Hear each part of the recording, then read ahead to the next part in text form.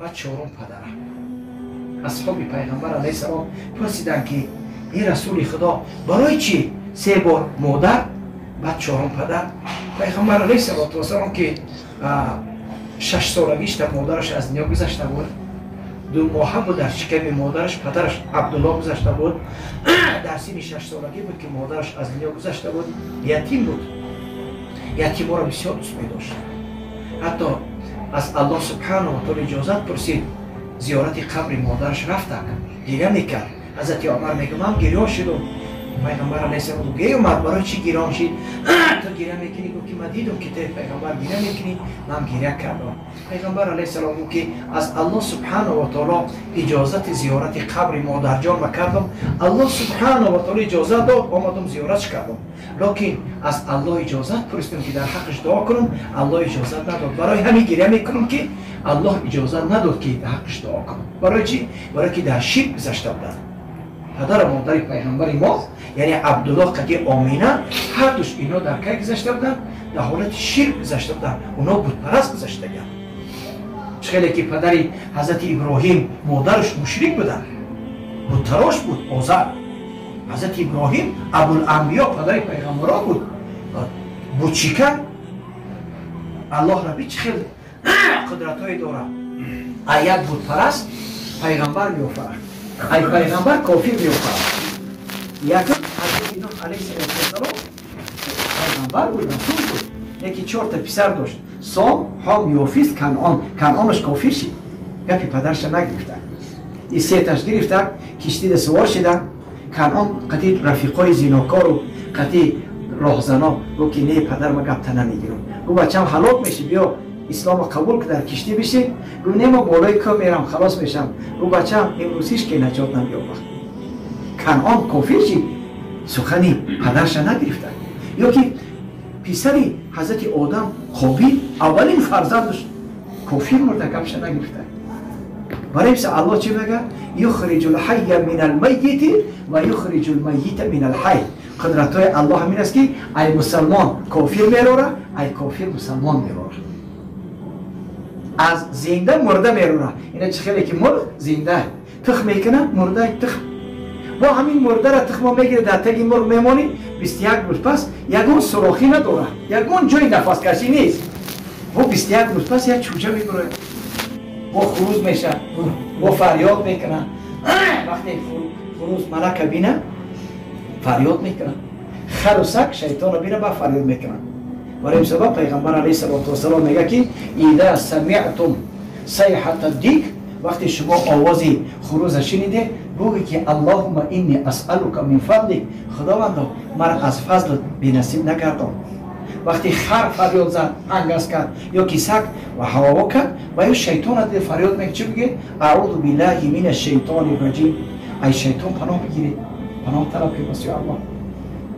برای این سبب الحمدلله العالمین دیگه که پیغمبر علیه السلام پرسید از صحابه که برای چی مادر 3 بار بعد پدر؟ پیغمبر علیه السلام گفت که مادر مشکلی زیاد داره، لیکن 3 مشکلش بسیار یادش نمیبره. یکی 9 ماه ما شما را در شکمش برداشتن. 9 ماه دیتا گرمی ها را بین، خنکی ها را بین، شکم دم، سبحان الله خواب کرده نمیتونه، طعام خورده نمیتونه، سبحان الله با همراهی همو حامله داریش زنی تاجیک راحت نداره، با همه کار نکردن شد. تا زایدهش مادری تاجیک کار میکنه. بازی خیلی خوب شده.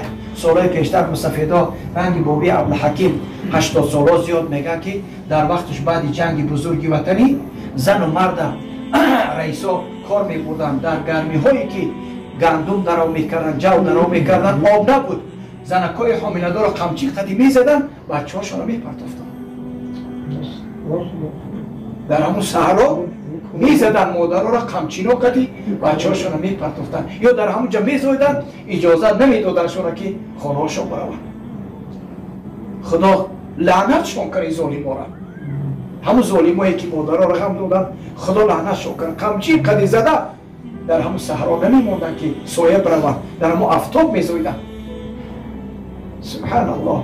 بازر خدا را شکر زندگی تاجیکا پیشرفت خدا را شکر زندگی ما ای ازبکو دا پیشیم ای قزاقو دا پیشیم ای ترکمنو دا پیشیم ای قرقیزو دا پیشیم نگاه که اینوشو نعمت بی در و خانه را بی در آسیای نونه هیچ ملت چیلی توجیک حاضر اشته زندگی خوب ندارن توجیکای ما خیلی پیش رفتن برای چی؟ خانه داریم ماشین داریم دسترخوان داریم باور که من در خانه خیلی بایا مهمون میشم همین دسترخوانی که خانه همین کمبغلات است خانه بایادم همین دسترخوان است همه خانه بایم بروی تربوز خربوزت میارم یا که علالید قند میارم و هیچ محل ایاسمان یگون چی دیگه نمیارم برای این باید شکرانه کنیم که امروز زندگی مردم توجیکی ما خیلی پیش رفته خب پیغمبر علیه السلام بود که 9 ماه مادران ما و شما را برداشتن این بسیار مشکله 9 ماه گشتن و دوی مشکلی با تولد میکنن میزویه و اکثر بعضی زنکا میمرن در حال تولد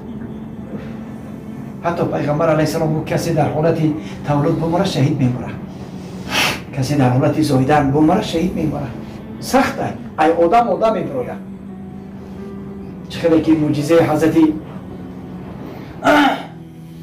کدام پیغمبر بود که اشتره شرکت دعوت کردن گفتن همین سمت اشتر برو کی بود؟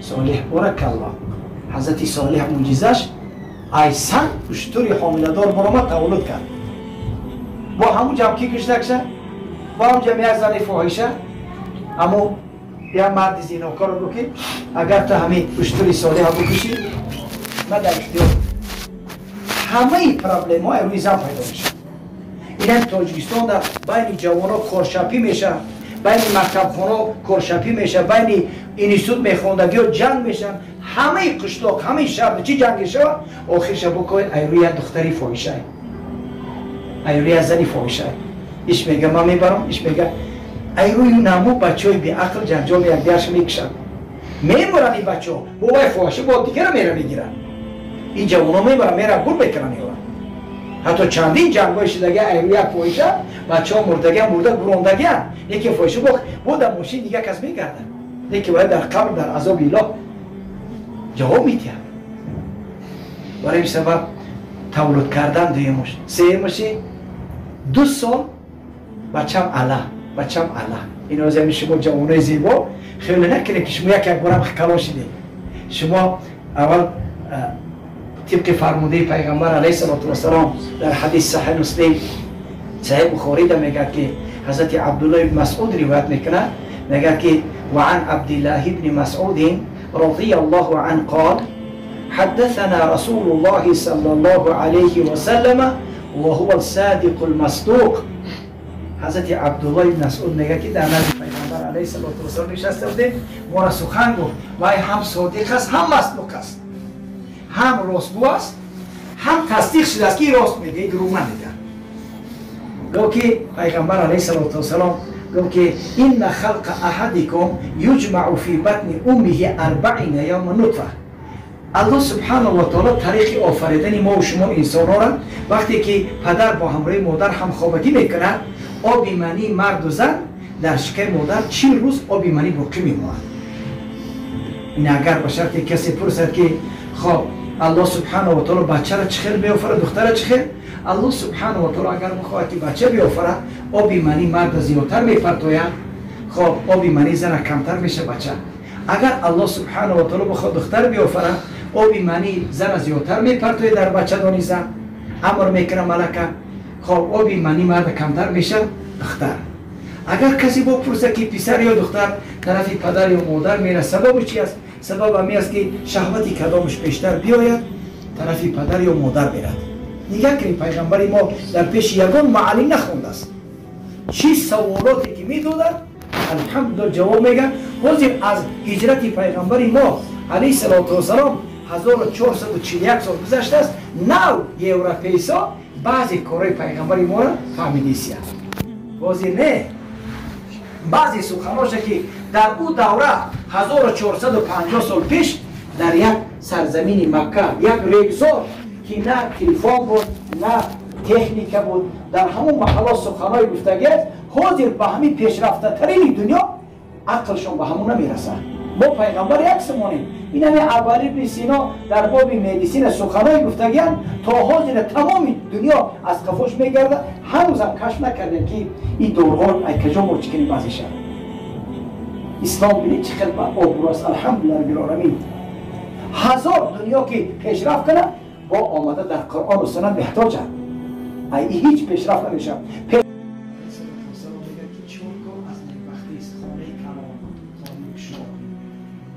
چه زیبا ای در بیدروی نگرد نیم و خونم